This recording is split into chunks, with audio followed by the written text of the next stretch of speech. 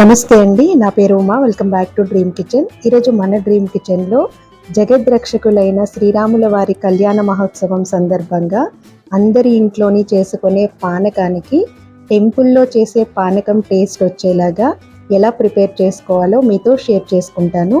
వీడియోని స్కిప్ చేయకుండా చివరి వరకు చూసి మీరు కూడా తప్పకుండా ట్రై చేసి మీకు ఎలా కుదిరిందో కామెంట్ రూపంలో తెలియచేయడం మాత్రం మర్చిపోవద్దు. ఇంకా ఏమాత్రం లేట్ చేయకుండా ఈ పానకాన్ని ఎలా ప్రిపేర్ చేసుకోవాలో ప్రాసెస్ చూసేద్దాం.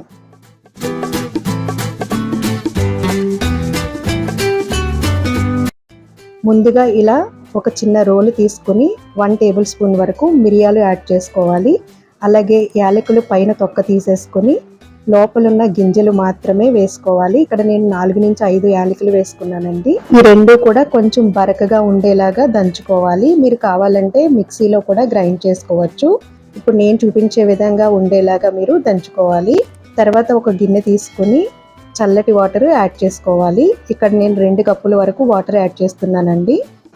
ఇప్పుడు సరిపడా బెల్లం యాడ్ చేసుకోవాలి. ఇక్కడ నేను 1 కప్పు వరకు బెల్లం యాడ్ చేస్తున్నాను. ఇలా బెల్లం యాడ్ చేసిన తర్వాత బెల్లం అంతా కరిగేలాగా కలుపుకోవాలి. ఇలా బెల్లం కరిగిపోయిన తర్వాత మనం ముందుగా ప్రిపేర్ చేసి పెట్టుకున్న మిరియాలు యాలకుల పౌడరు యాడ్ చేసుకోవాలి. ఇప్పుడు చేతితోటి బాగా కలుపుకోవాలి. ఇలా మనం కొంతసేపు కలపడం వల్ల ఈ మిరియాలు యాలకుల ఘాటంతా కూడా వాటర్కి పడుతుందండి. చూసారు కదా, ఈ విధంగా కలిపేసుకుని తర్వాత మనం వడకట్టుకుని సర్వ్ చేసేసుకోవడమే. మీరు కూడా తప్పకుండా ట్రై చేయండి.